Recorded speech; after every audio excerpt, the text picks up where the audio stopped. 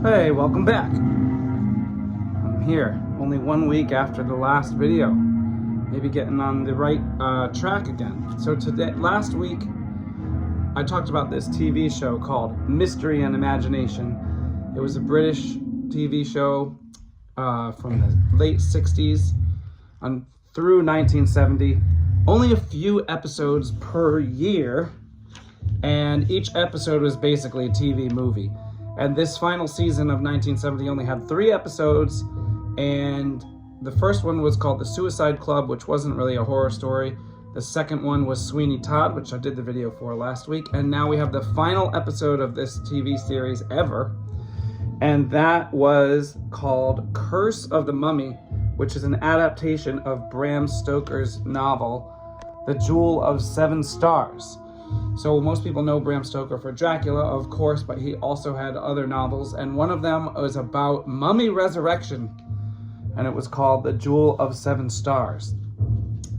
So this one was directed by Guy Verney, and he didn't really do too much, but he did do an episode of Out of This World called Little Lost Robot. I watched that, and it was okay. It was basically about a robot that goes rogue and stops listening to its masters.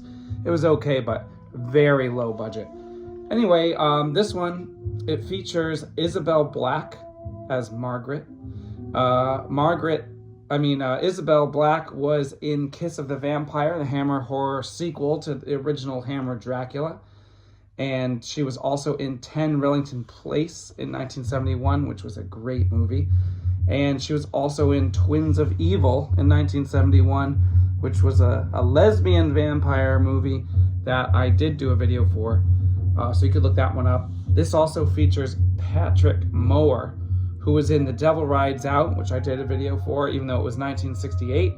And after this, he was in Cry of the Banshee and Bloodsuckers, both early 70s films, and I did videos for those as well, so you could check all those out. So Curse of the Mummy is about, let me say, it is the first adaptation of this story, and this story was written in, I believe, 1903, so no one ever adapted it into film or TV until 1970, and then interestingly, only 1 year later, it was adapted to Blood from the Mummy's Tomb. I'm pretty sure that's what it was called, and that was 1971, a Hammer production, and I did a video for that one too, so you can look that up.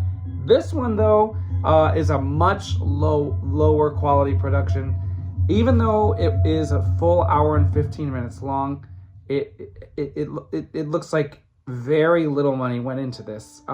Basically, the entire film takes place in 2 rooms, and the premise here is that some people went to Egypt, they took things from a mummy's tomb, or a pharaoh's tomb, or a royal tomb in Egypt, and they brought it back with them to England.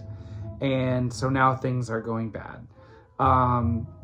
It starts out with the man who took things is attacked.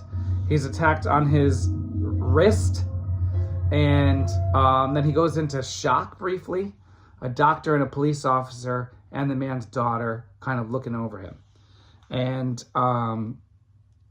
basically, they're trying to figure out what's wrong with him. Then his colleague comes to the door with something that the man had ordered, and he explains that they are basically trying to resurrect this mummy. Now, the mummy is not wrapped in bandages.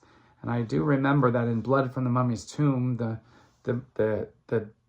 dead body is not wrapped in bandages either. So you actually do not get any traditional mummy type thing in this at all. Even though now in the book it's not, they don't say mummy in the title. It's called The Jewel of 7 Stars, but in this version it's called Curse of the Mummy, and you don't actually see a mummy. So that's kind of weird. The story is kind of cool. This episode was definitely better than all the other episodes I watched, including an adaptation of Dracula from 1968. Most of the episodes of this show are just, the budget is just so low. But in a lot of them, the acting is bad, and in this one, the acting is not bad.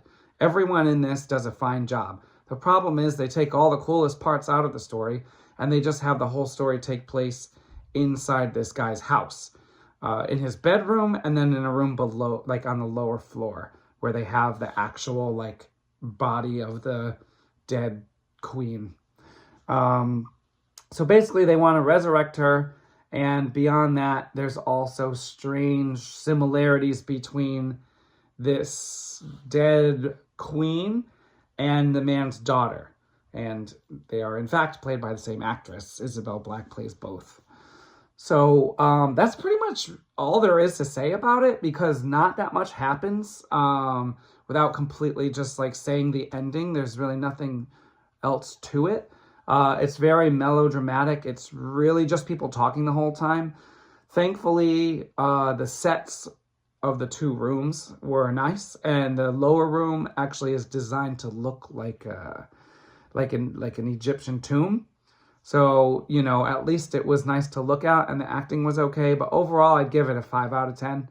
To me, that is a failing score. It's really not really worth watching, honestly. And that's pretty much it. I wouldn't really watch it, but if you really want to, it is on YouTube. So you can watch it on YouTube. And I should hopefully have another episode before too long. So I'll see you then. Thanks.